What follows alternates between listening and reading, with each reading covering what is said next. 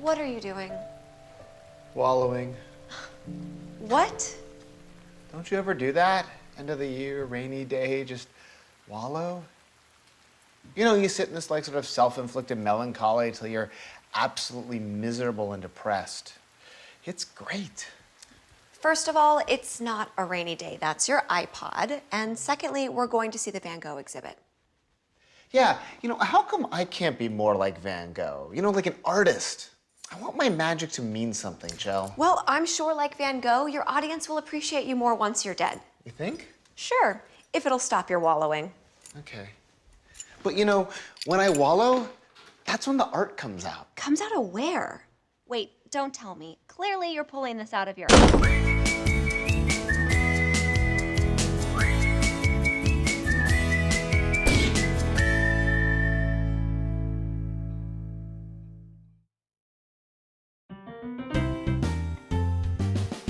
So that's why you chose a stage name, Matt Matisse? All the greats do it, Chell. David Copperfield, Harry Houdini, Chris Angel. They're all pseudonyms. You know, they pick the name that represents what they want to be in magic.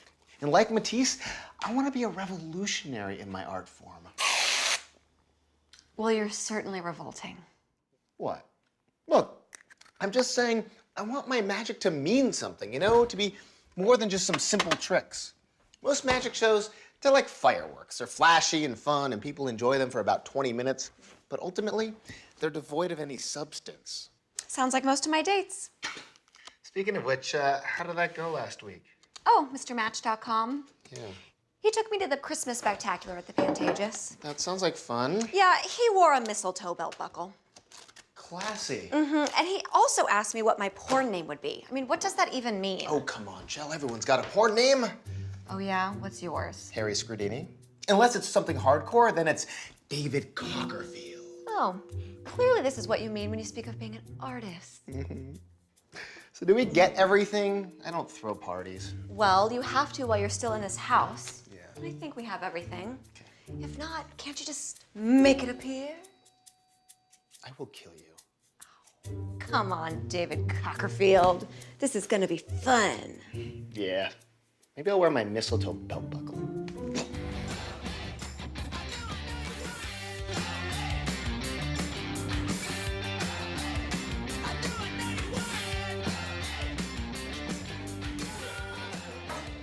Hey, have you seen Matt? Yeah, he's upstairs working on something important. He said he'd be right out, but that was about an hour ago. There is nothing in that bedroom that would take him an hour to do. Unless he has a Harry Potter book. Oh, yeah, God, those took me forever. Oh, hey, how was the museum yesterday? The Van Gogh exhibit, it was great, but Matt's on this whole artistic kick again. I can't stand it. Yeah, this is the fireworks thing? Yeah, what is that about? Okay, about a year ago, we saw this street performance group, the Burper Shop Quartet.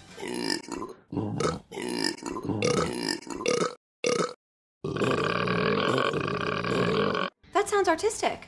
Yeah, they were awesome. But then after that, there was this horrible street magician, and I think Matt realized that people just see magic like it's some kind of kitschy novelty. I love the guy, but calling a magician an artist is like calling Sizzler a seafood restaurant. Guys, I've done it. I've created the first emotional, inspiring piece of magical art. I'm gonna captivate any audience, okay? I am no longer gonna be just some trickster doing mere parlor stunts as a diversion.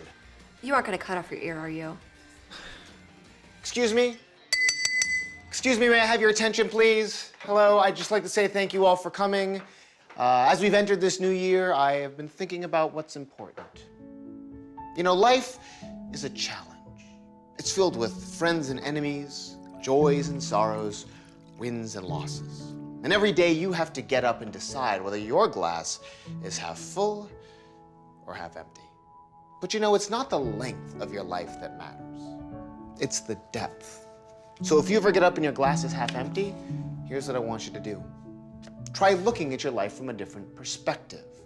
Focus on what you have. Sometimes changing your point of view can change everything. And when you can see your glass is half full from every single angle, well then just like magic, nothing is impossible.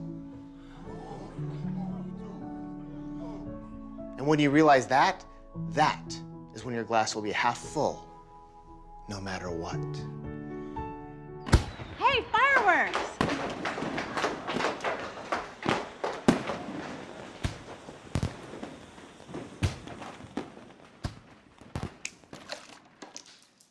Happy New Year.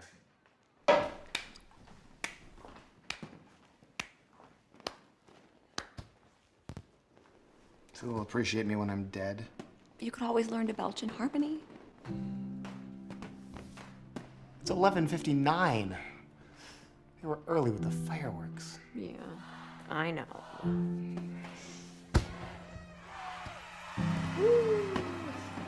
Happy New Year, Joe. Happy New Year, Matt.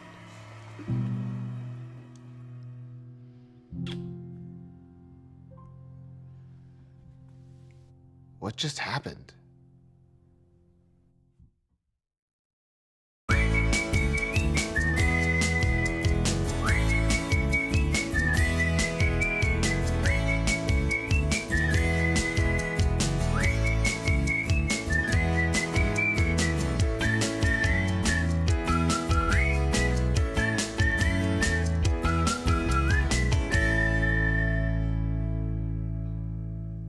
Telling you, Todd, chicks dig magic. I'm a magician. Ew, that gets me so hot.